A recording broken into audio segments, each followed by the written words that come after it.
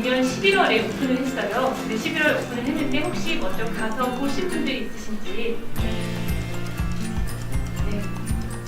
네. 3분 정도 계시는데 아주 새로운 이야기처럼 해도 될 것 같은 분위기예요.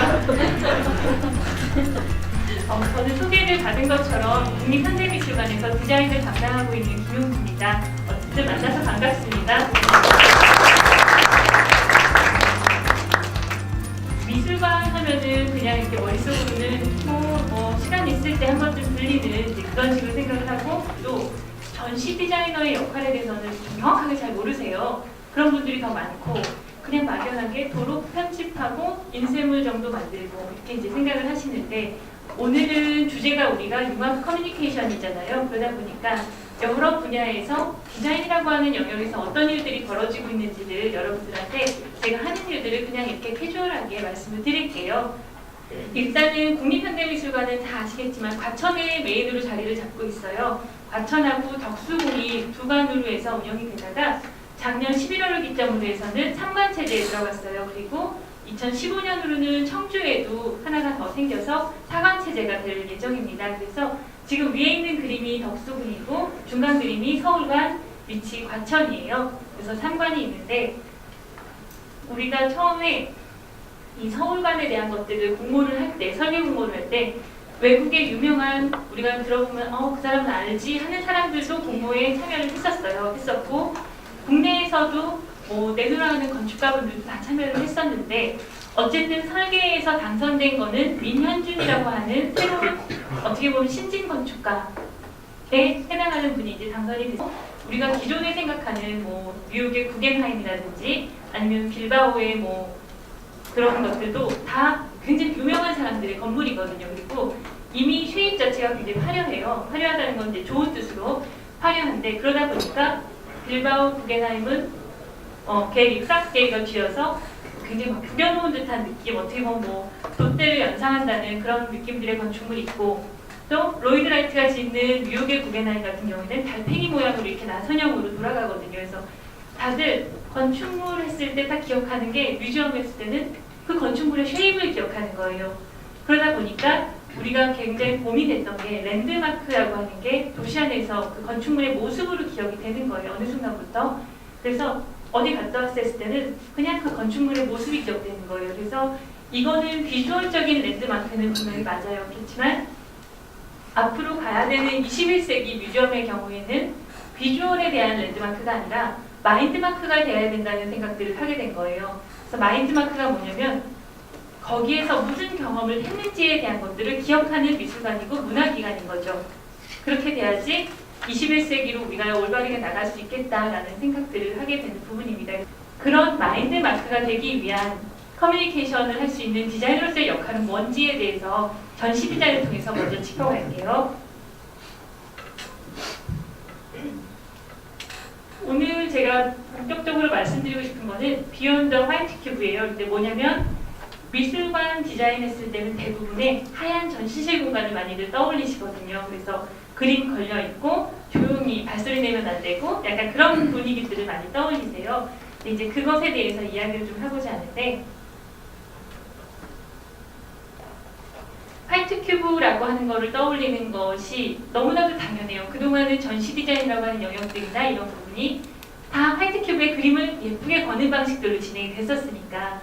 근데 제가 한번 하나의 이슈를 던지고 싶은 건 뭐냐면, 화이트 큐브는 과연 무엇을 위한 전시를 할 때 있어서 그 공간은 무엇을 위한 공간인지에 대해서 우리가 한 번쯤은 생각을 해보고 가야 된다는 거죠. 이 장면은 물론 굉장히 잘 전시가 된 부분인데, 이 장면을 제가 비판하고자 하는 것이 아니라 이런 식으로 이제 하얀 공간에 그림을 거는 방식이 너무 일반적이라는 거예요. 일반적인데, 우리가 디자인을 하는 사람으로서 관람객과의 소통하는 접점을 봤을 때 과연 이렇게 하얀 공간에 깨끗하게 걸어놓은 그림들이 그런 거에 최적화가 되는지에 대한 여부는 우리가 좀 고민을 해봐야 된다는 거예요. 그래서 제가 오늘 같이 말씀드리고 생각하는 주제로 삼고 싶은 것들은 관계성에 대한 이야기가 메인이 되는데, 작품과 전시, 그 다음에 전시, 물론 전시하는 전시 공간과 기획의 스토리가 들어갈 거고요. 그리고 관람자에 대한 이야기들을 좀 해볼까 합니다. 아주 기본적인 것 중에서 그러니까 전시장을 가시거나 뭐 뮤지엄을 가시거나 해외 다른 여행을 가셨다가도 어디를 방문하셨을 때 꼭 한 번쯤 생각해 보셔야 되는 것 중에 하나가 전시를 왜 열고 있는지, 이 전시가 왜 열리는지, 또 왜 이 장소인지에 대한 생각들. 그 다음에 전시라고 하는 거는 특히나 디자인을 하는 입장에서는 누구를 위해서 전시를 여는지에 대한 생각을 꼭 해봐야 되는 부분입니다. 그리고 우리가 전시라고 하는 하나의 전시도 쇼에 불과해요. 그러다 보니까 이 쇼를 누가 보는지, 보는 사람의 성향이 어떤지에 대해서는 항상 좀 우리가 파악을 하고 있어야 되는 부분입니다. 그래서 보통 디자인을 하면 우리가 소비재 같은 거를 디자인하면 누가 사용할지를 굉장히 중요하게 생각을 하잖아요. 그런데 미술관 전시나 박물관 전시는 기획자의 의도가 위주였던 것들이 생각보다 많아요. 그래서 이게 누가 보게 될지 보다도 내가 어떤 기획을 했다가 더 중심이 되는 경우가 많았었거든요. 그래서 우리가 관람자가 어떤 특성을 갖는지도 같이 한번 여기서 생각을 해보는 걸로 해서 분명히 여러분들 중에는 미술관이나 뮤지엄 종사자가 아니신 분들이 더 많을 거예요. 그렇지만 디자인 분야에서는 분명히 이 타겟의 계층이 어떤지에 대해서는 꼭 알고 가야 되다 보니까 약간의 공통성을 갖고 계세요. 일단 하나의 이야기를 좀 해보면 미술비평가 영국의 존 버거라는 사람이 말을 한 게 교감이라고 하는 거, 뭔가 예술을 작품을 보고 감동을 얻고 하는 그 교감의 프로세스 안에는 기억이라고 하는 것들을 바탕을 두고 있다라고 하는 것들이고, 또 예술 작품을 바라보는 것에서는 이게 굉장히 뭐 귀한 거야 라고 해서 이걸 놨을 때 귀한 거구나 라고 해서 이렇게 일방향적으로 이성적으로 판단을 하진 않아요, 사람들이라는 것이.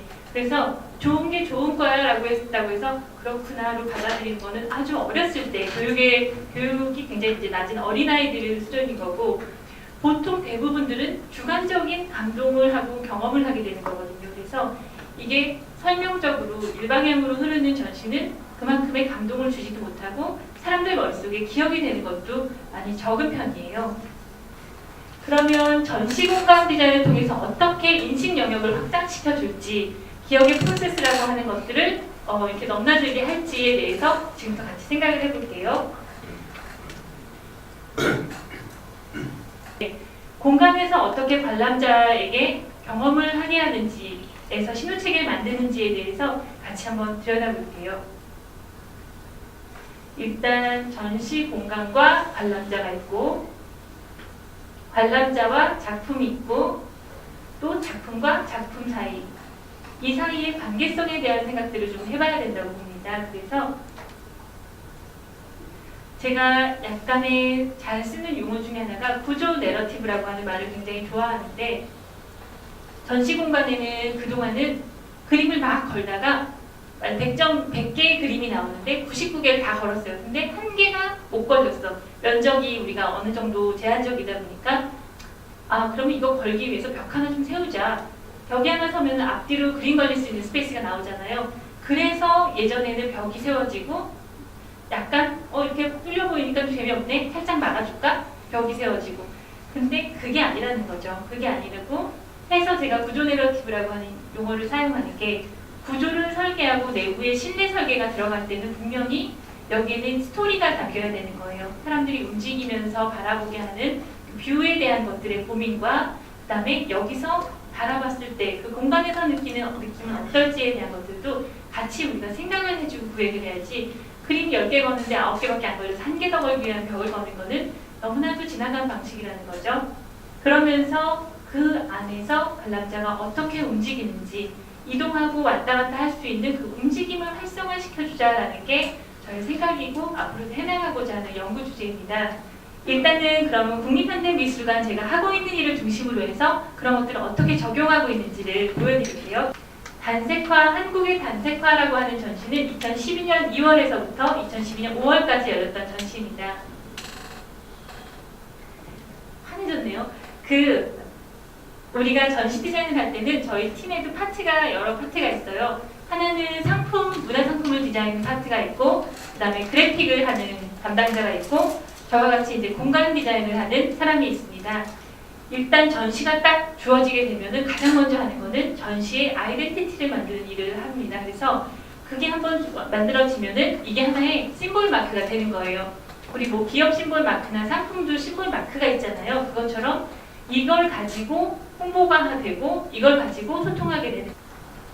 아무튼 그걸 이용해서 뭐 포스터도 만들고 홍보물도 만들고 이제 막 그렇게 진행이 되는데, 그래서 한국 구조가 그 한국 건축 구조가 갖고 있는 담이라고 하는 것에서부터 공간 디자인에 대한 모티브를 차용해야 되겠다라는 생각이 좀 드는 거예요. 약간 셀처럼 이렇게 그룹이 되다가 어느 부분에서는 한번 펼쳐주는 거예요.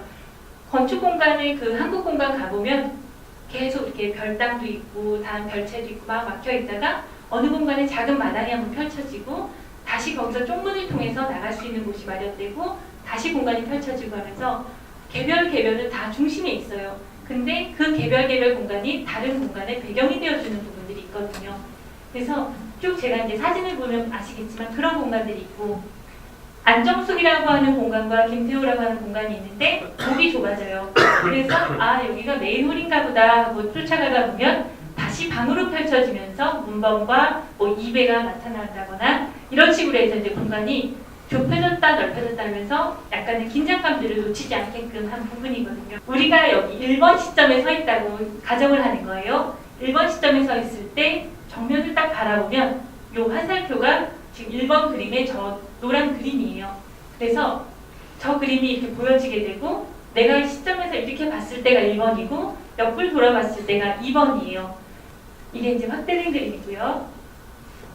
안쪽에 사람이 지나갈 때 모습이고, 반대편에서 보는 거예요. 반대편, 그 창문 반대편에서 바라봤을 때 검정색을 톤을 사용한 그림들과 백색을 사용한 그림들이 모습이 보여지면서 모노크롬이라고 하는 것에서 질적 그 텍스처적인 연구들은 이 작가는 이렇게 표현했네. 반면에 검정색을 똑같이 사용해도 저 사람 저렇게 했구나.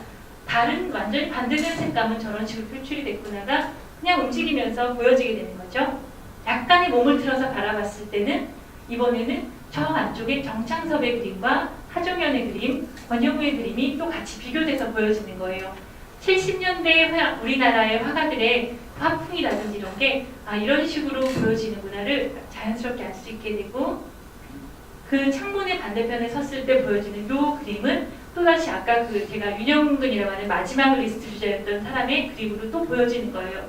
그러다 보니까 이 사람은 단독 공간을 갖지 않아도 계속 시각적으로는 묶여 있는 거거든요. 제가 처음에 공간에다가 이렇게 했을 때 제가 이제 기획자하고 작가분들하고 여기 와보세요. 이렇게 보면 이렇게 보이죠? 저렇게 보면 저렇게 보이죠? 했더니 너무 좋아하시는 거예요. 근데 과연 내가 없을 때 관람자들이 이걸 캐치할 수 있을까?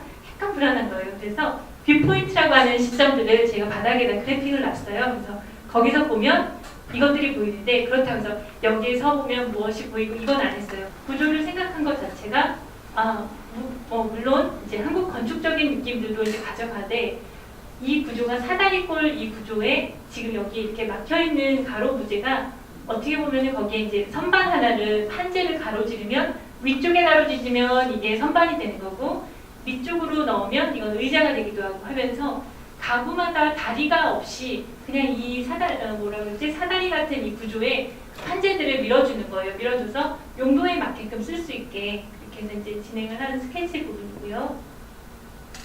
이거는 그 앞쪽 정면이에요. 요 홀에서 개관 오픈식을 하고서는 전시실로 이제 빠져들어가게 되는데, 지금 문 게이트를 하나를 이렇게 만들어놨어요. 만들어놨는데 사람들이 여기 이제 한국의 단색화 이 타이틀 빨리 잡아줘야지 했는데 제가 일부러 그거를 내려놨어요. 하지 말자. 하지 말고 사람들이 이렇게 봤을 때 아무것도 없는 캔버스 같은 느낌 자체가 단색화의 출발인 거잖아요. 그래서 이번에 타이포를 달지 않겠다라고 해서 타이포를 안 달았어요. 그리고 햇살 좋은 날은 이게 굉장히 이제 뭐 빛도 내려오고 하다 보니까 이게 하나의 정말 회화적인 느낌들을 주거든요. 여기에 보면 지금 약간의 리존 구조 같은 그래픽이 있거든요. 이게 한국 단색화라고 하는 게 서양의 미니멀리즘과 일본의 모노화하고는 어떻게 차이가 있는지, 또 이런 이즘이 발생하는 게 어떤 영향들을 받았는지, 서인사상과 보가 여러 가지를 그래픽화 시킨 거예요. 그래서 제가 이쪽 시점에 있으면 저게 그래픽이 연결돼서 딱 보이고요. 반대쪽으로 가면 열린 면이 보여서 이 그래픽이 끊겨 보이게 되고요. 이게 제가 아까 그래픽이 연결된 부분의 반대면에 섰을 때는 이렇게 게이트가 열려지는 것 같죠. 이렇게 닫혀진 모습이 보여지고요. 이게 날씨 좋은 날 이제 또 촬영한 것이고요. 아까 초반에 초입에서 우리 디자인팀에는 프로덕트를 담당하는 분들도 계시다고 했잖아요. 그분들이 이제 전시 연계 상품들을 만드세요. 아트샵이라고 하는 공간은 어떻게 보면 전시를 보고 나가기 전에 기억이나 내가 감동했지 하는 것들을 뭔가 이렇게 기념하기 위해서 상품을 사갈 수 있게끔 하는 부분인데, 요게 2012년 레드닷에서 수상을 했고요. 그 그룹핑되는 구조라든지 움직임을 활성화시키는 스트럭처에 대해서 독일에서 수상을 하게 됐고, 지금 보여드릴 거는 올해의 작가상이라고 하는 건데, 우리가 해외에는 이런 게 좀 많이 있는데 국내에서는 에르메스 수상 뭐 이런 툴이 있어요. 그게 뭐냐면 에르메스라고 하는 브랜드에서 예술가들을 후원하는 툴이에요. 그래서 공모를 해서 예술가들이 작품을 응모하면 그 중에서 그 해에 에르메스상을 수상시키는 거예요. 근데 올해의 작가상이라는 거는 2012년부터 처음 출발한 거예요. SBS하고 국립현대미술관이 같이 해서 국가를 대표할 수 있는 한국의 예술가를 키워내자라고 하는 취지로 해서 만들어지게 됐고, 거기에 이제 작가들이 참여를 해서 4명의 작가를 선발해요. 선발하는 거는 심사위원단에 의해서 선발이 되고 4명의 작가의 전시를 열어줘요. 열어준 다음에 그 중에서 1명을 뽑아서 해외 프로모션 시키는 툴입니다. 이 마크를 보신 분도 있고 안 보신 분도 있고 할 텐데, 이거는 올해의 작가상의 아이덴티티 마크예요. 이거는 내부 디자인팀이 한 건 아니고 타이페이지라고 하는 바구역이라고 하는 그래픽 디자이너가 디자인을 한 부분이고요. 그래서 코리아 아티스트 프라이스라고 해서 그거를 이렇게 마크화시킨 부분이에요. 그리고 여기는 풀 버전이고요. 이거는 아까 프로모션 시켜드린다 했잖아요. 그래서 그 작가가 1명의 작가가 탄생을 하면 레터지에다가 이 작가는 국립현대에서 뭐뭐 해서 어떻게 하는 작가입니다 라는 것과 그 작가분한테 이런 이제 명함을 해서 드려요. 그래서 어디 가서 해외에 갔을 때도 베니스 비엔날레에서 한국 작가로 추천해서 나가기도 하고 하면 명함을 드리고 할 때는 그 마크를 사용할 수 있게끔 하는 부분이고요.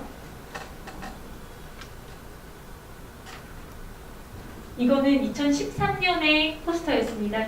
2013년에는 복숭아 색깔, 약간의 그 인디언 핑크 같은 것들을 가지고 우리가 프로모션을 하자 하는데, 이거는 포스터고요. 초청장. 우리가 색깔, 컬러를 선정할 때 보라색, 인디언 핑크 이런 것들이 임의적으로 이번에 뭐 할까 하고 선정하는 건 아니에요. 나름으로는 로직을 좀 만들었어요. 뭐냐면 컬러가 이게 지금 우리가 가시광선 스펙트럼이거든요. 1번부터 0이라고 하는 숫자를 먹였고, 그것들을 우리가 비톤압을 시키는 거예요. 비톤압을 시키면 그게 색깔들이 이제 나오는 거죠. 그래서 만약에 2013 그러면은 2번에 오렌지, 0에 바이올렛 이런 식으로 해서 매칭을 해서 얘를 합치는 거예요. 합치면 밑에 있는 파스텔톤 색깔들이 나오고요. 이 색깔은 그냥 기준인 거고요. 여기서 톤을 더 짙게 쓰고 톤을 더 옅게 쓰고는 디자인 팀에서 주관적으로 이제 하는 부분. 작가들의 내 작가의 전시 영역을 설정해줘요. 그래서 똑같은 스페이스에 전시를 하게끔 하는데, 그 이외에 이 작품 그 전시 공간에도 아카이브 공간이 나왔어요. 그래서 이 작가의 아카이브 공간 같은 경우에는 특히나 제가 이 전시를 설명드리기 이전에 먼저 말씀드린 거는 예산의 문제는 당연히 있었고요. 앞에 전시가 있어서 앞에 전시를 철거하고 이 전시를 오픈하기까지가 딱 14일의 시간이 주어졌었어요. 이거는 그 2014년에 김홍석 작가, 그 다음에 두 번째 작가가 이수경이라고 하는 작가였어요.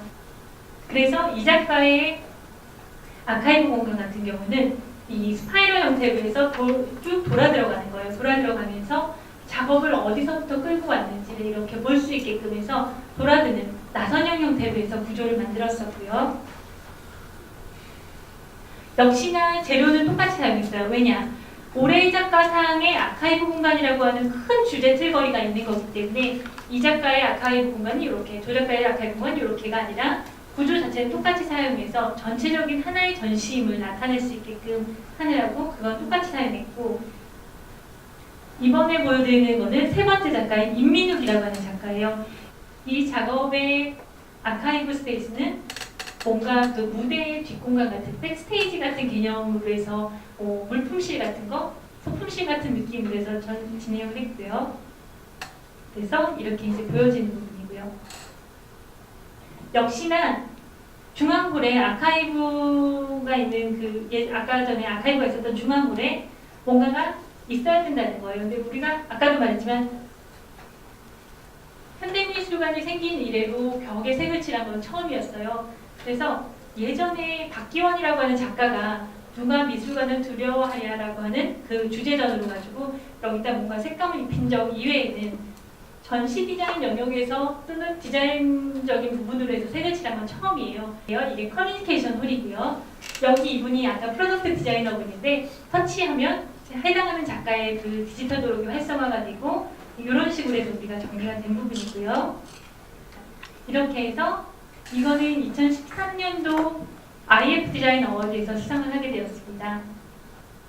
2014년도 젊은 디자인 어워드에서 수상을 하게 됐습니다. 그래서 지난달에 다녀왔어요. 지난달에 다녀왔는데 제가 너무너무 그 수상 시기를 놓쳤어요. 왜냐면 그 전에 제가 오픈해야 되는 또 다른 전시가 있었거든요. 그래서 놓치고 임충섭 달 그리고 어린천지는 2013년 2월에 있었던 전시인데 임충섭이라고 하는 단독 개인의 회고전이었어요. 이분은 한 나이가 80 안 됐고 75 정도 되는 분이신데 보통은 뉴욕에서 활동을 하시고 한국어는 살짝 서투는 그런 분이시기도 하고요. 그래서 이제 백색 오브제가 이분의 어떻게 보면 특징이라고 할 수 있는 그런 부분인데 달과 어머니 그리고 이제 그리움이라는 것들이 통체적으로 이분의 작업들에 많이 녹아들어 있거든요. 녹아들어 있어서 굉장히 동양적이면서도 발상이나 이런 것들은 굉장히 서구적이신 그런 특징적인 작품입니다. 그래서 달 그리고 어린 천지와 여기에 보이는 작가의 조각 그 작품하고 같이 매칭을 시켜서 우리가 포스터를 만들었습니다. 이거는 초청장과 초대권에 해당되고요.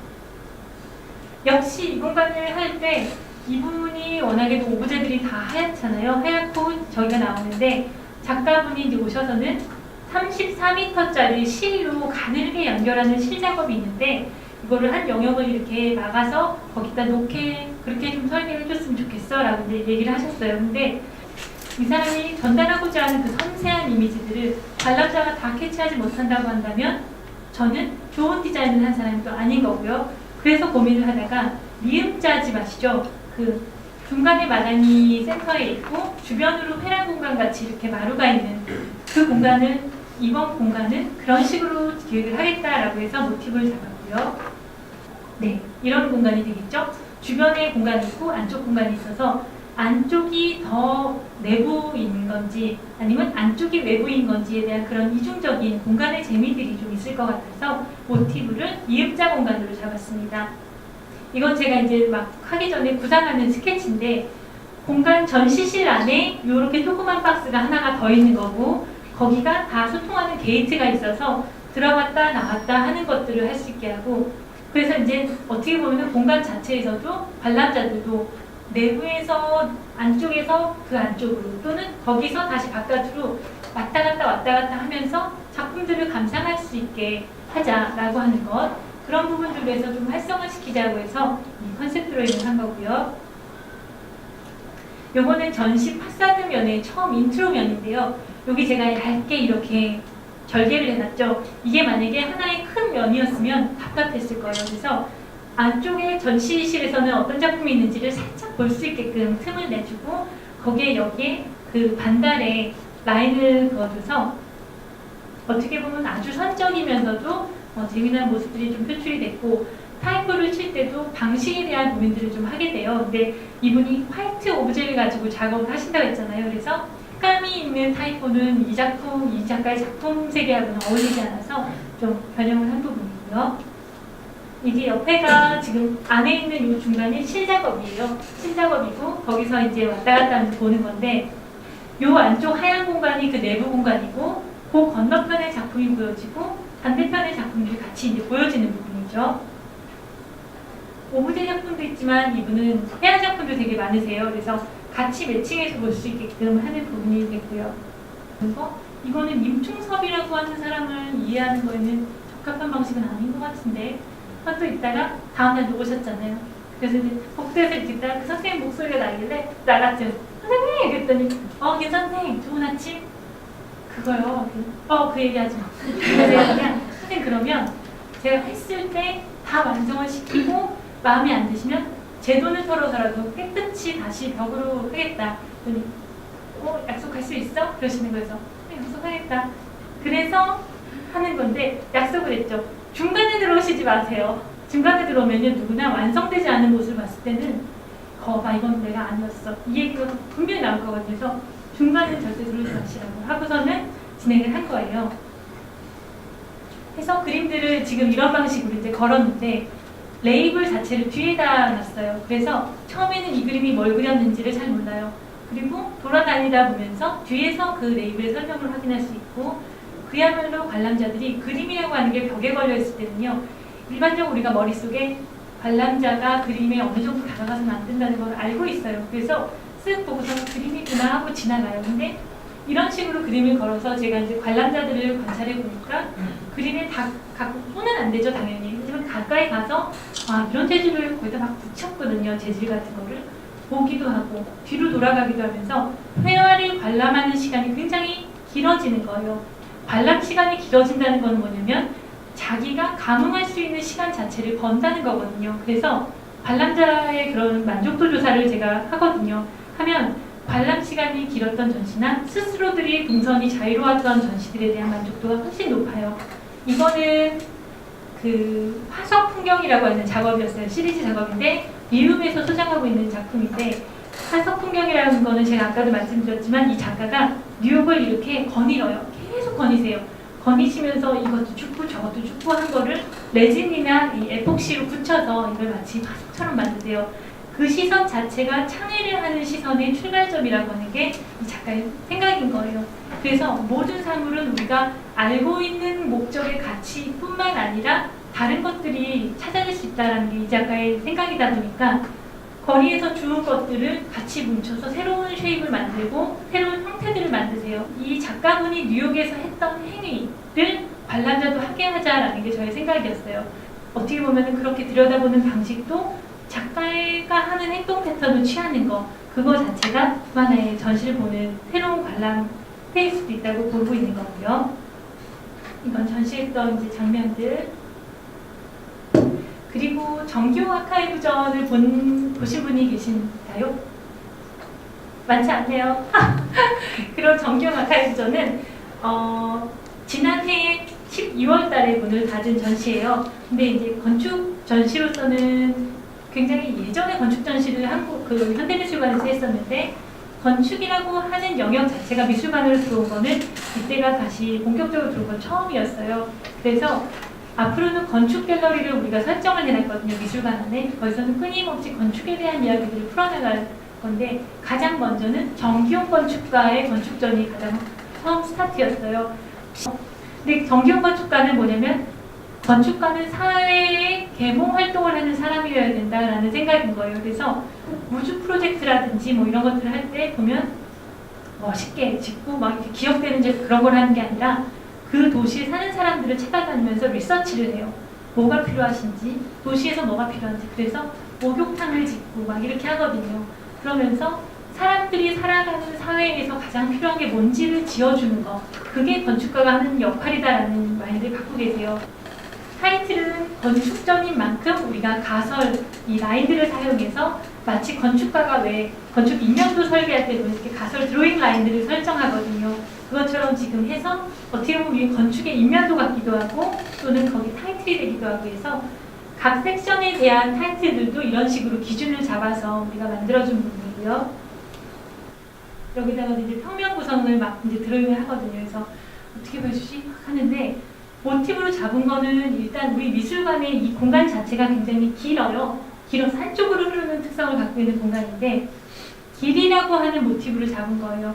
길이라고 하는 거는 이 정기용 건축가가 감흥의 건축이라고 하는 책을 썼거든요. 그 안에도 나오는 이야기 중에 하나가 할아버지가 길이라고 하는 것은 할아버지가 바라보았던 풍경을 아버지가 바라보고 아버지가 바라보았던 풍경을 내가 바라볼 수 있어서 그 길이라고 하는 것은 역사이며 풍경이다라고 하는 이야기가 나와요. 이게 바로 이 전시를 보여주는 모티브가 될 수 있다는 생각을 한 거예요. 정기용이라고 하는 사람이 걸어간 길, 그 길목에 내가 섰을 때 그가 걸어간 길이 그냥 그대로 보여지는 거지 뭐 미화되거나 이런 게 아니라 그대로 보여지고, 또는 정기용이라고 하는 사람을 건축가이기 이전에 사람으로 보고 싶은 생각이 있었거든요. 그래서 이분이 연세가 많지 않은 나이에 병으로 돌아가셨어요. 그런데 내가 학생 기간을 마치고 건축가로 활동하는 기간을 통틀어도 2만 장이라고 하는 스케치를 남기기는 정말 쉽지 않아요. 해외에도 그런 사례가 많지 않거든요. 근데 얼마나 열심히 살았다는 거예요. 그만큼 아이디어에 대해서 많이 구상하고 열심히 살았다는 건데, 정기용 건축 아카이브를 통해서 보여주고 싶은 거는 뭐 건축물을 잘 만들었던 사람의 이야기가 아니라 열심히 살아간 한 사람의 이야기를 그냥 보여주고 싶었어요. 그게 정기용 건축가도 원하는 자신의 모습일 거라는 생각이 또 제가 들었고요. 그래서 길 모티브로 해서 평면을 짜게 됐습니다. 지금 이거는 여기 빛이 밝아서 보이실지 모르겠는데 보여주는 방식에 대한 스터디인 거예요. 아까 말씀드렸지만 2만 장의 스케치 중에서 2,000장을 저희가 출연했는데 그걸 보여주기 위해서 왜 드로잉 페이퍼 중에 트래식 페이퍼 같이 얇은 거 있거든요. 바스락바스락하는 소리 나는 페이퍼 있어요. 그런 게 2,000장이라고 생각을 하시면 돼요. 이거를 어떻게 해서 분류해주고 어떻게 해서 컨텐츠를 잘 볼 수 있게 해주지가 고민이어서 마플 테이블 같이 격자 테이블에다가 쭉 주제별로 분리하고 직접 넘겨볼 수 있게끔 복본을 만들자라는 것들, 어딘가는 상자 같은 걸 쌓아놓고서는 주제 덩어리를 좀 분류해주자라고 하면서 여러 가지 구상을 한 거예요. 그리고 건축 전에 일단은 인트로 부분은 여기고, 건축의 뿌리라고 하는 부분은 정기용 건축가가 공부를 굉장히 오래 하신 분이에요. 그래서 건축의 뿌리 부분은 이 사람이 건축이라고 하는 그 프로의 길을 걸어갈 때 어떤 것들이 이 사람한테 영감을 주고 베이스가 됐는지를 보여주는 부분이고, 그 다음 프로세스는 도시, 거주, 성장 이런 식으로 해서 사람이라고 하는 객체가 태어나서 만나는 공간들 단위별로 이제 묶은 거죠. 묶어서 그것들을 쭉 걸어가면서 보면서 정기용 건축가의 건축이라고 하는 것들에 대한 생각들을 만날 수 있게끔 진행을 시킨 부분이고요. 여러 가지 컨텐츠가 있잖아요. 그 드로잉 안에는 어떤 거를 설계하기 위해서 드로잉을 했는지에 대해서 나눠져 있어요. 나눠져 있기 때문에 얘들을 잘 보여주기 위해서 큰 테이블을 만드는 거예요. 테이블을 만들어서 거기 서랍들을 직접 꺼내서 이 컨텐츠들을 볼 수 있게끔, 여기는 어떤 컨텐츠를 분류해서 어디 서랍에 넣을지를 계획한 부분이고요. 처음 들어가자마자는 인면에 그 유리월에다가 그 빛 확산 시트를 붙였어요. 항상 언제 와도 처음 인트로면의 표정이 조금 다른 그런 모습으로 비춰질 수 있도록 계획을 했고요. 안쪽 면은 책을 보여주는 거예요. 이 사람이 읽었던 책들 중에서 주요한 책들을 이제 보여주는 건데, 책이 굉장히 많이 읽으셨거든요. 그래서 이 수량이라고 하는 거를 처음 딱 만났을 때 시각화시키고 싶었어요. 쭉 이렇게 깔아서 보여주면 그런 느낌이 좀 덜하거든요. 그리고 책이라고 하는 그 자체가 표지도 중요하지만 뒷면에 있는 정보들도 굉장히 중요해요. 그래서 책을 세로로 이렇게 인면으로 형성시킴으로 해서 앞에서도 보고 뒤에서는 책의 정보를 볼 수 있게끔 하는 방식을 취했고요.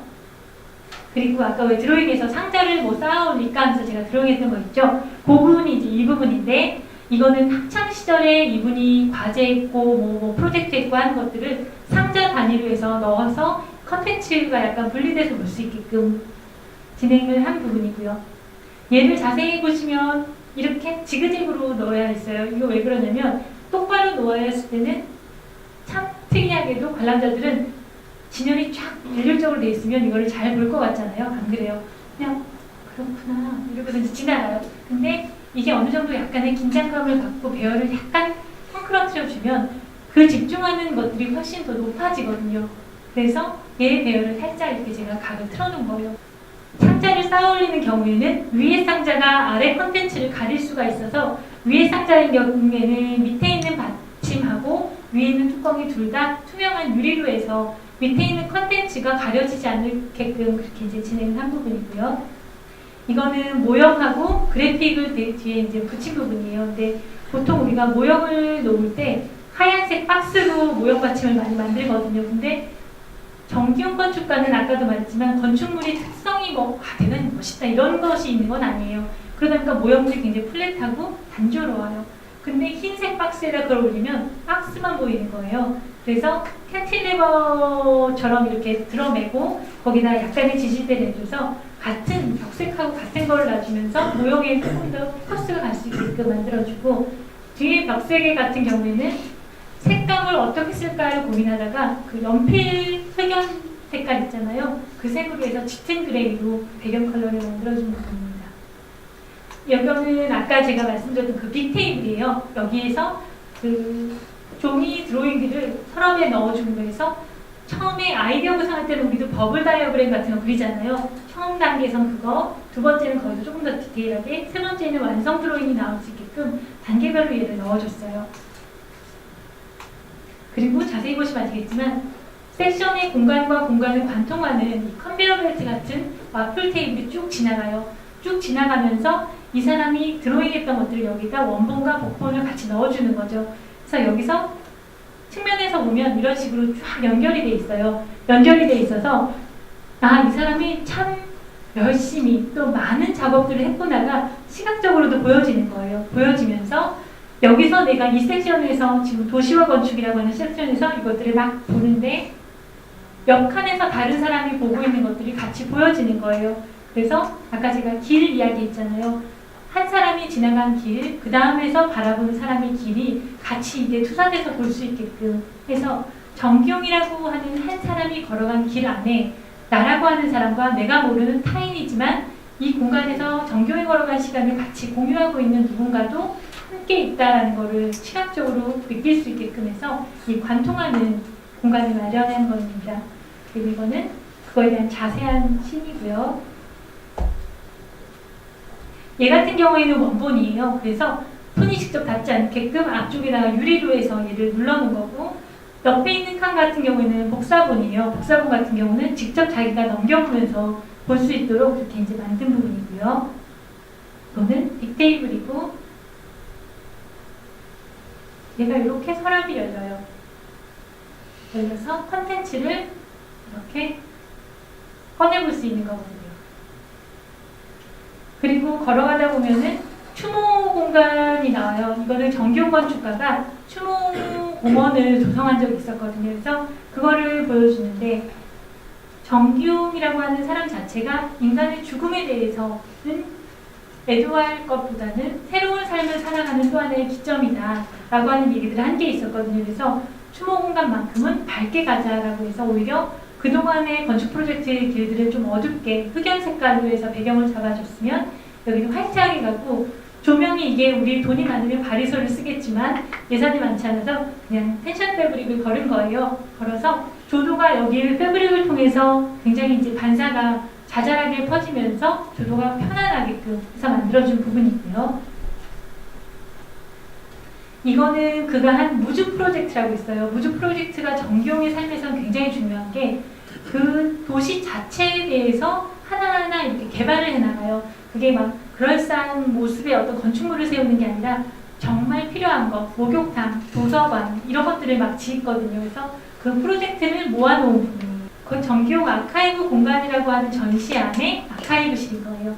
아카이브인 아카이브라고 해서 공간을 설정한 게 2만 장의 드로잉이라는 거, 정말 상상도 할 수 없는 너무나 좋은 많은 드로잉들이 사람들이 2,000장만 우리가 셀렉션해서 보여주는 것들이 너무 안타까운 거예요. 그래서 이 공간에 딱 들어왔을 때 드로잉을 이렇게 많이 했구나라는 거를 공간적으로 느낄 수 있게끔 보여주는 거예요.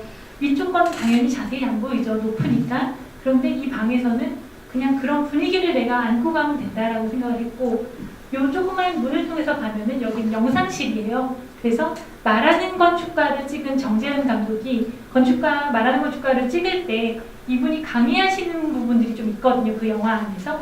그것들만 체록해서 영상 강의실을 만든 거예요. 그래서 이제 보여주는 부분이고요.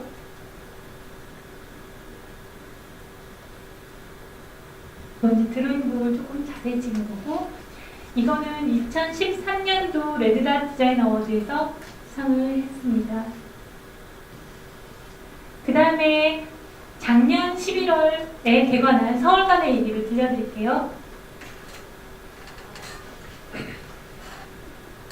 서울과는 사실은 그 사이트 자체가 높이 제한이 있었어요. 그 청와대 가는 길 쪽이라서 지을 수 있는 높이가 한계가 있었고, 그 다음에 워낙에 거기가 기무사라고 하는 그 국군병원이 있었거든요.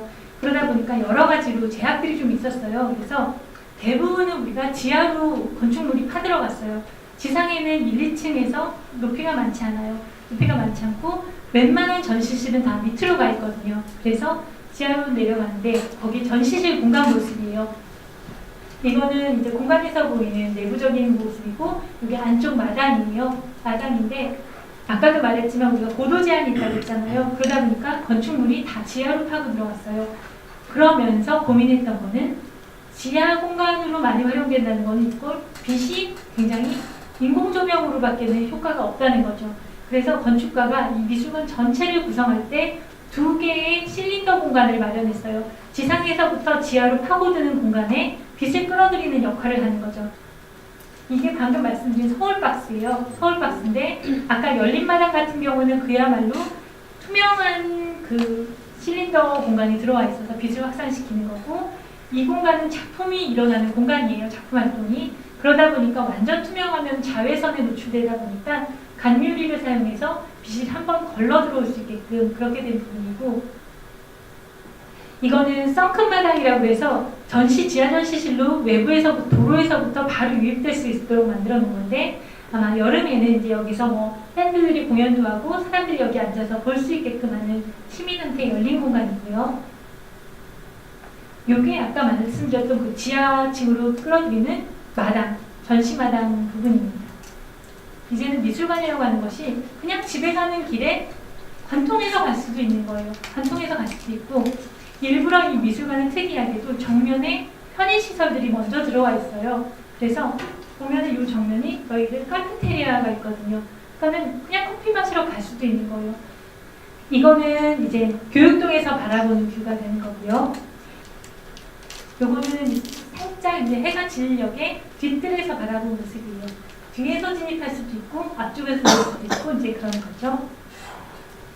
요거는 테라코타의 모습을 해질녘에 바라본 뷰인데, 테라코타를 사용한 거는 이 삼청동이라고 하는 또는 그 삼청동의 그 사이트 자체가 굉장히 한국성을 내포하고 있어요. 그래서 기와를 보면 얘를 만약에 이렇게 뒤집었다고 하면은 그게 기와의 모습인 건데, 그게 이제 인면의 커브를 형성한 거죠. 그래서 이 재질은 이런 재질이 있어서 사다 붙인 게 아니라 그 커브나 이런 것들을 다 성형시켜서 만든 부분이고요. 일단은 개관전이라고 하는 거는 어떻게 보면은 오픈합니다 라는 것을 보여주는 전시인 거예요. 그래서 이 테이프 커팅식 한다고 하잖아요. 우리가 그 붉은 라인이 하나의 그 기준의 아이덴티티가 되는 거예요. 이게 그 비솔나무 앞쪽에 걸렸을 때의 심리예요. 그리고 워낙에도 개관전이기 때문에 여러 외국 뭐 관장이라든지 외국 문화 인사라든지 초청을 많이 해야 되기 때문에 레터지와 그다음에 봉투나 이런 것들은 저희가 시리즈를 다 제작을 한 부분이고요. 서울관 그 국립현대미술관이 아까 3관에서 4관 얘기 말씀드렸잖아요. 우리가 관마다 컬러를 갖고 있어요. 과천 같은 경우에는 워낙에도 그 공원 쪽에 있다고 해서 초록색이 메인 컬러고요. 서울관 같은 경우에는 굉장히 좀 다이나믹한 서울이기도 하고, 또 레드데블로 굉장히 많이 해외에서는 인식을 하고 계세요. 월드컵 때. 그러다 보니까 붉은색이 역동적인 컬러, 그 다음에 덕수궁은 팰리스이기 때문에 그런 약간의 좀 바이올렛 중에서도 붉은 바이올렛을 사용하고 있고, 앞으로 청주관은 푸른 색깔을 사용을 할 예정이고 해서 이거는 서울관의 메인 컬러이기도 한 색깔입니다. 아까 말씀드렸던 1전 CC를 본 다음에 3전 CC를 보고 그 다음에 8을 봐도 상관없어요. 다만 놓치고 가는 건 없게 해야 된다는 게 저희 생각이어서 원래 갤러리 넘버가 이만했어요. 6 이렇게 써 있었거든요. 다 떼어내고 꽉 채운 스케일에서 저게 5m가 넘어요. 숫자 자체가. 그래서 이제 높은 곳은 5m가 넘고 저기 같은 경우는 한 2, 3m가 되는데, 그런데다가 스케일을 크게 저 넘버를 쓴 거죠. 누구나 숫자는 알잖아요. 1, 2 봤다가 4를 봐요. 우리 3 봤어? 3 안 봤잖아. 3 찾아가서 보면 되는 거예요. 순서대로 보게 한다는 거는 기관 입장인 거죠. 관람자는 자유롭게 보면 되는 거예요. 그래서 넘버 자체를 강조하는 타입으로 가고, 거기에 붉은 라인이라고 하는 그 아이덴티티를 항상 살리면서 영문 텍스트를 우리가 라인감을 살려서 진행을 해준 부분이고요. 이렇게 이제 라인이 붙은 거예요. 그리고 계단 같은 경우에도 전시가 연결되는 부분들 같은 거에는 저 붉은 라인이 있어서 붉은 라인만 따라가면 전시는 놓치지 않는 거예요. 다 볼 수 있게 돼 있고요. 개관전에 참여한 작가들이 100명이 조금 넘습니다. 그래서 굉장히 많았어요.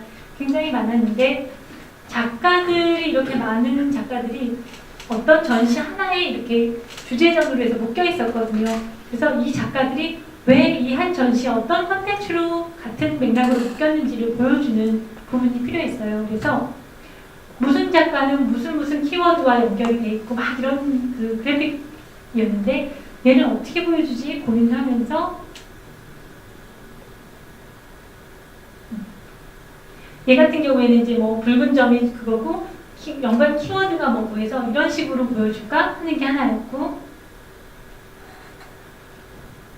이렇게 보여줄까? 되게 복잡하죠. 이렇게 보여줄까 해서 이거는 그 전시를 여는 핵심 키워드들이에요. 그래서 이 키워드는 이 작가와 어떻게 연결이 되고 이 작가의 작품은 어떤 키워드와 연결되고 막 이걸 실타래처럼 이제 보여준 거거든요. 그러면서 얘를 어쨌든 벽면에 구현을 해야 되니까 하는 것들을 우리가 핵심 우리 주제 생각들 있죠. 네트워키즘이랑 복잡성이라고 하는 핵심 키워드하고 그게 어떻게 작가들의 그룹이 연결이 되는지를 보여주는 그런 다이어그램이고요. 걔를 이런 식으로 정리하자 생각을 하고 월그래픽으로 해서 약간 입체적 설치를 들어간 부분. 이렇게 해서 벽면에다가 실을 걸어서 그걸 이제 만드는 부분이고요. 그래서 걔 생각들이나 이런 지식 그 어떻게 생각하고 어떻게 연결되고 있는 그 맵을 시각화시킨 부분이에요.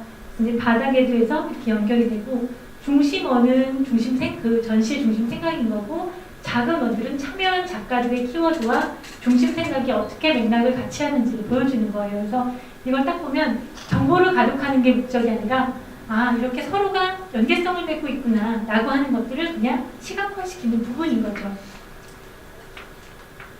이거는 전시실이고요.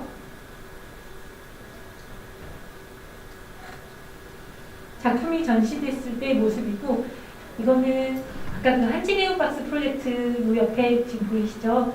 그 한진해운에서 이번에 첫 전시로는 선호호의 집 속의 집이라고 하는 작품을 보여준 부분이에요. 요거는 안에서 그 한옥을 바라본 뷰예요. 해외 분들이나 많은 사람이 너무나 좋아하는 게 굉장히 디테일하거든요. 이거는 알레포 프로젝트라고 하는 아까 왜 그 지식지도라고 해서 설치했던 거 있잖아요. 실로 막 엮었던 그거에 대한 건데 아카이브실 같은 경우에는 국립현대미술관이 그동안 어떤 역사를 갖고 걸어왔는지를 보여주는 자료들과 함께 미술사에서 기록될 만한 것들의 자료들을 갖고서는 아카이브실에서 걔네들을 만날 수 있게 보여주는 부분이에요. 처음에 디지털 아카이브실을 해야 되기 때문에 또 저희 팀에서는 아카이브실만의 사인 그래픽을 만들어야 된다는 걸로 이제 출발이 됐어요. 어떻게 하지 고민을 하는데 출발한 거는 아카이브라고 하는 거는 자료예요. 그러다 보면은 자료라고 하는 거는 결국은 페이퍼들인 거잖아요. 페이퍼를 보면은 A1, A2, A3라고 하는 어떤 규격 사이즈가 있어요. 그래서 그 사이즈를 모듈 기준으로 해서 그래픽을 잡아가자. 그래서 큰 거 안에 모듈을 나눠서 그 사이즈들이 들어갈 수 있게끔 하고 그 다음에 이 건축 공간 자체가 갖고 있는 프레임이 있어요. 이 유리 프레임 자체가 보면은 이 그리드가 나뉘어져 있잖아요.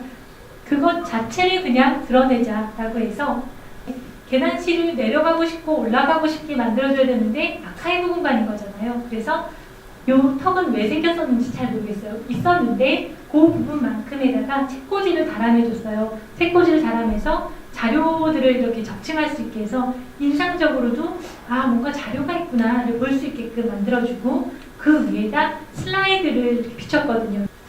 전시실 코너 중에 이분이 이제 구본창 작가인데 근데 이분이 자료를 이렇게 보여주시는데 옛날에 이런 식으로 조그만 공간에다가 사진들을 보여준 적이 있었습니다 라고 이제 말씀하시면서 사진을 보여주는데 그게 너무 재미난 거예요. 그 공간 자체 느낌이.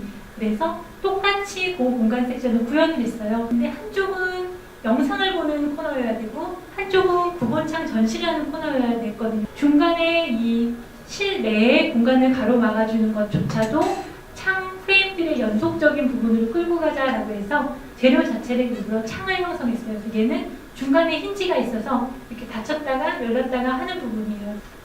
아카이브 코너에 요거 아까 어디서 본 것 같은데 정기용 건축 아카이브에 썼던 거 버리기 아깝잖아요. 그래서 데려와서 다시 활용을 했어요. 활용을 하고 그 옆편에 이런 전시물 도어를 통해서 이 공간에 갖고 있는 목적성과 안쪽 공간에 구본창 전시를 하고 있는 영역을 갈라주기도 하면서 이 자체가 전시의 툴로 활용될 수 있게끔 해서 열었다 닫았다 이렇게 확장할 수 있고요. 이 부분에는 우리가 아이덴티티 그래픽 잡았던 걸 활용해서 구본창 전시 아카이브의 그래픽을 같이 활용을 해주고 있는 편이고요.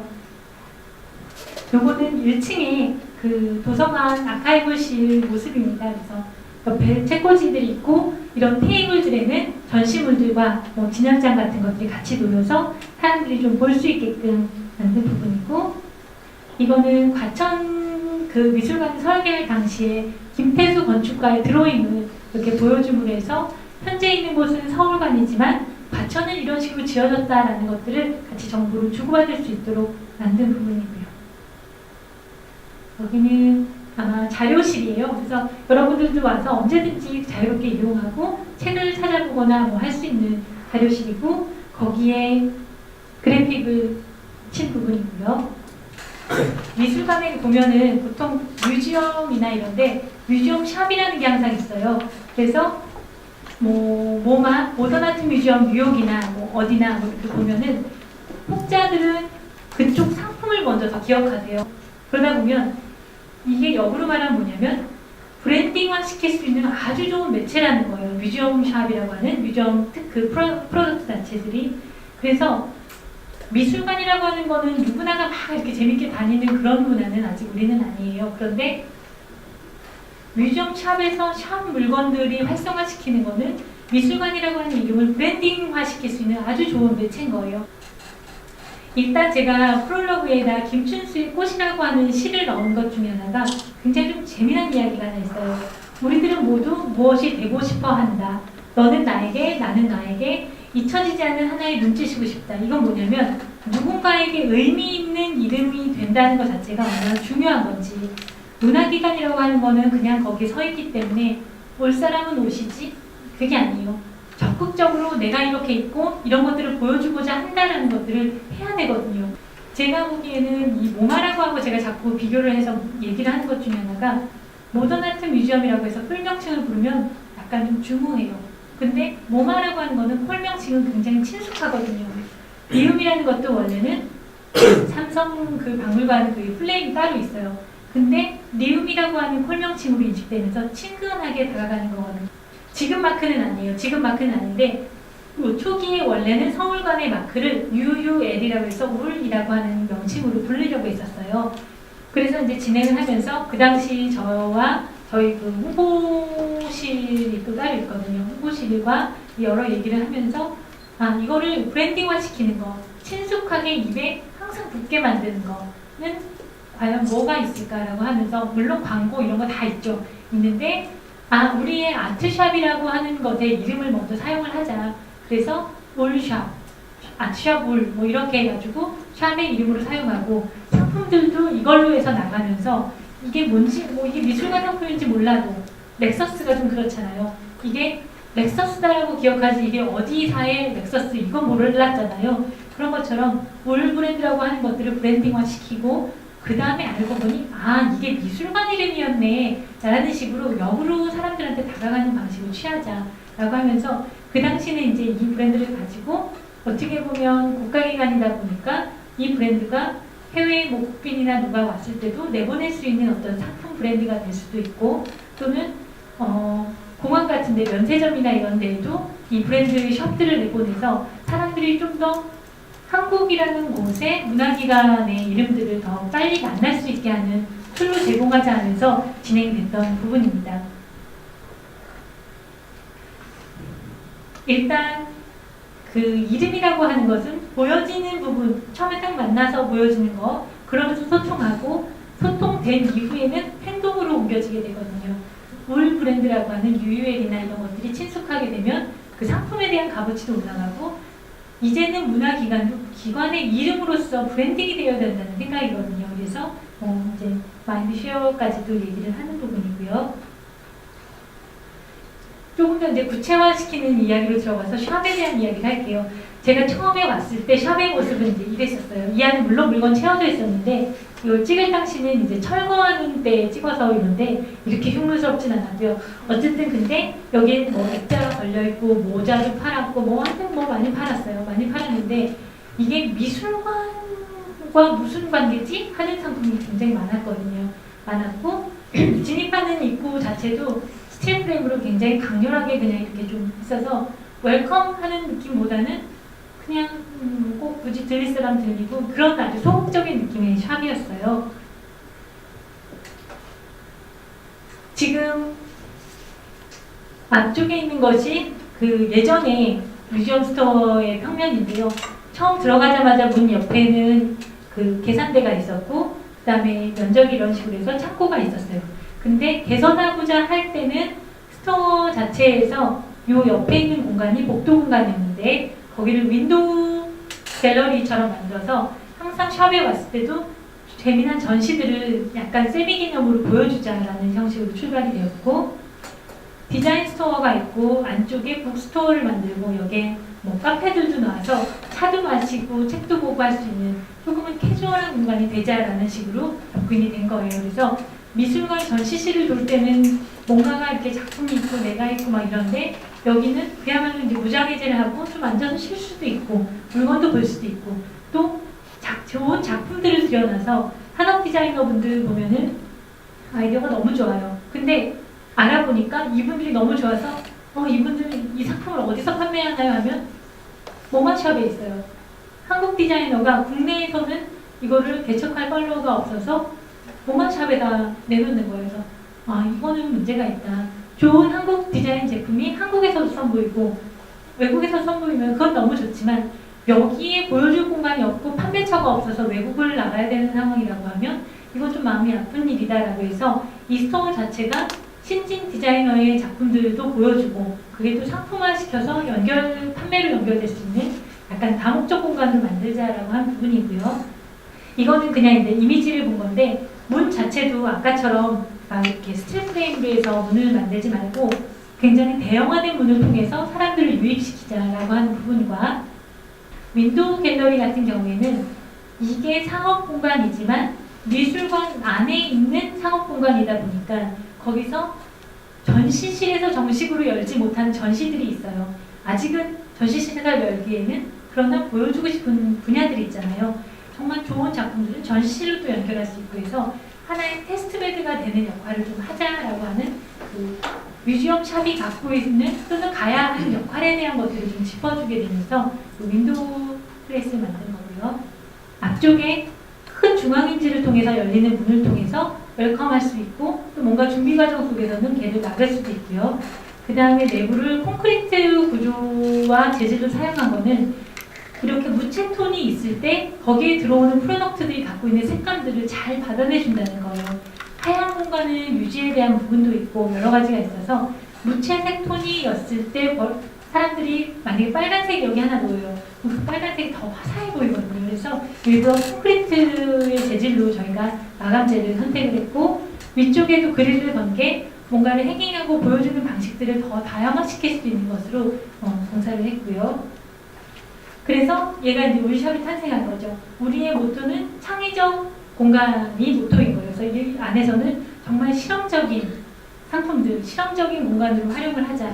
미술관 어딘가에도 정제돼서 깨끗한 오브제, 완성된 완결품이 아니라 어딘가에는 과정품이 나와도 상관없고 뭔가 창의적 공간이 있어서 사람들이 이렇게 좀 편리하게 이용할 수 있게끔 만들자라고 하면서 이제 탄생이 된 거고요. 아트샵 우울이라고 하는 것들로 콜명칭을 사용하게 됐습니다. 그런데 그 윈도우 그 갤러리가 아주 야심차게 출발한 것 중에 하나가 아트 콜라보레이션이라고 하는 것들을 추진을 했어요. 누구나 와서 그냥 물건만 사가는 이게 아니라 한 번 언젠가 왔더니 이거 있는데 또 왔더니 또 새로 와. 항상 새로 와야지 가고 싶지 늘 똑같으면 가고 싶지 않잖아요. 그런데다가 뭔가의 분야들을 보여줄 수 있는 역할을 해야 된다라고 해서 아트 콜라보레이션이라고 하는 것들을 진행하게 됐고요. 그 첫 번째 스토리가 안규철 작가의 작품이었어요. 안규철 작가는 굉장히 유명한 설치 작가분 중에 하나세요. 샵이라고 하는 것 자체가 그렇다는 거죠. 어떻게 보면은 일상적인 물건들이 들어와 있지만 그것들이 하나의 작품처럼도 보여질 수도 있고 앞으로 사람들이 들어갔을 때는 걔를 또 친근하게 만날 수 있는 것이 이 울샵의 탄생이다라고 해서 울의 탄생이라고 하는 주제를 가지고 이 기억의 밀도를 만들어주신 거예요. 그리고 지금이 5회째인데 6개월 이후에 그 다음은 우리가 뭘로 할까 하다가 우리가 딱 꽂힌 분야가 있었어요. 그 당시 홍보팀하고 저하고 얘기를 할 때 패션 좀 하자. 패션 너무 좋잖아. 그래서 막 찾아다니다가 우리가 선택한 패션 디자이너가 문영희 디자이너예요. 문영희 디자이너는 파리 컬렉션에서 34번의 컬렉션으로 그 전시를 했었고요. 그다음에 뭐라 그러지? 발표회, 그 패션 발표회를 했었고 한국인이면서 외국에서 그 프랑스에서 훈장을 받는 정도로 굉장히 활발한 활동들을 하고 계세요. 그래서 이제 이분을 찾아가서 우리가 샵인데 선생님처럼 거장이고 또 반열에 오르신 분이 아니면 누가 샵에서 문을 열겠느냐. 만약에 신진 디자이너, 만약 제가 이제 패션 디자이너인데 제가 막 아주 명한 디자이너예요. 그래서 김용주가 아트샵에서 문을 열었다 그러면 아트샵 감의 디자이너가 되는 거예요. 근데 문영희 같은 사람이 아트샵에서 디자인을 걸었다고 해서 이 사람이 아트샵 디자이너로 전락하진 않거든요. 왜냐면 이분은 그만큼 이미 명성을 쌓은 분이기 때문에요. 그래서 당신이 가능한 얘기다라고 했을 때 고민을 한참 하시다가 오케이 그러면은 샵에서 내가 뭘 하겠다라고 해서 오케이를 받았죠. 그리고 조그만 방, 우리가 그 아트샵을 할 때 튀어놓은 공간이 있었거든요. 거기에다가 이 문영희 디자이너의 아뜰리에를 구성시킨 거예요. 그래서 마치 작가의 조그만 사무실이 그 안쪽에 있는 것처럼 해서 사람들은 아 디자이너의 작업실이 이런 게 있구나 라고 볼 수 있고 또 이분이 외국에서 활동하시면서 거기서 예쁜 재봉틀이나 뭐 이런 것들을 많이 모으셨어요. 그래서 컬렉션이 많으세요. 그런 것들을 또 함께 보여주는 역할도 좀 할 수 있게끔 만든 부분이고요. 우리가 그래서 콜라보레이션을 했다라는 거에서 그거에 대한 브로셔와 초청장 같은 것들을 만들었어요. 그래서 이거는 저희 내부 디자인실에서 만든 거고 국내 미술관에서 정말 이례적으로 현대미술관에서 패션쇼를 열었어요. 그래서 이게 패션쇼의 초청장이라서 그리고 거기에 콜라보레이션은 상품들이 나왔는데 이렇게 많은 사람들이 그 80평이 조금 안 되는 샵에 몰린 거예요. 이런 모습은 보기가 국내에서는 보기가 힘들어요. 그 다음에는 이분이 문영희 선생님이고 문영희 선생님의 아드님도 패션 쪽을 하세요. 문홍이라고 해서 하시는데 그 패션쇼를 준비하는 과정이에요. 그리고 패션쇼를 열고 성황리에 열어서 막 모델들도 오고 박물관으로 간 패션 하면서 외국 사례들 나오는 중에 그 뮤지엄샵 어디 뮤지엄샵이 이런 데 나오겠습니까? 근데 실렸다는 거 그러면서 여기도 이렇게 실리고 그때 이제 뭐 만든 여러 가지 가방 뭐 여러 가지도 같이 이제 보여주면서 시작 그리고 그 문영희가 끝나고 그 다음에 세 번째 스토리는 산업 디자이너 중에 박진우 디자이너라고 있어요. 그래서 원 브라이트맨 라이트 쇼라고 해서 이 사람은 조명 디자인을 하거든요. 그래서 그런 걸로 우리가 타이틀을 잡고 이게 또 하나의 홍보 포인트로 해서 홍보가 됐던 부분이고요. 쇼윈도의 이미지를 이 박진우 작가가 하나의 라이팅 랩처럼 만들겠다, 실험실처럼 만들겠다라고 하면서 시안을 보내준 부분이에요. 우리가 벽면에도 항상 영상 프로젝터를 통해서 영상을 내보냈었거든요. 그래서 박진우 작가가 어떤 산업 디자이너의 역할을 하고 있는지를 보여주는 영상들이 나왔고 쇼윈도가 이렇게 바뀌었어요.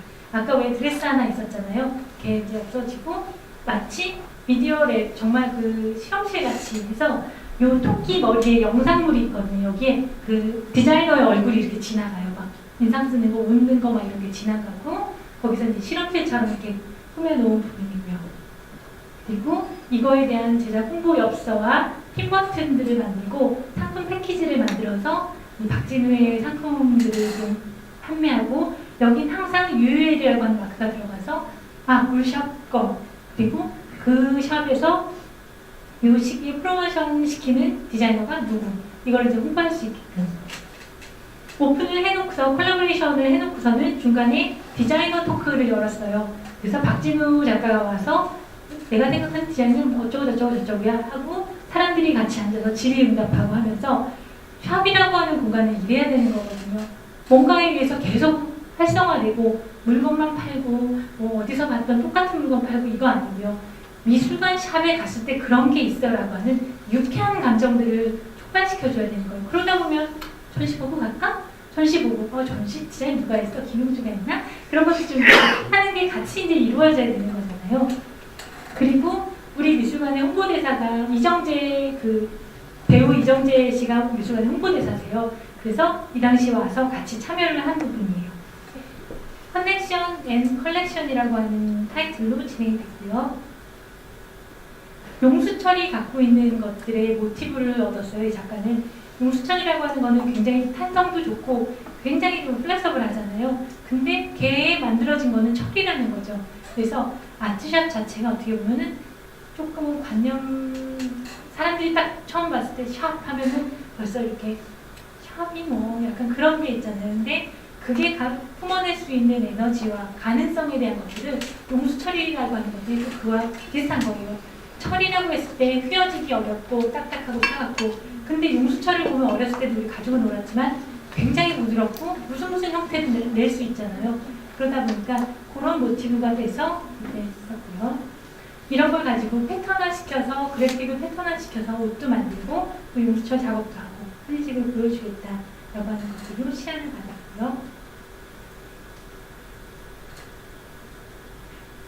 그래서 프린트가 되어 있는 옷들을 또 만들었었어요. 그래서 이거는 이제 엽서인데 이런 옷들이 실제적으로 판매를 하고 있었던 부분이에요.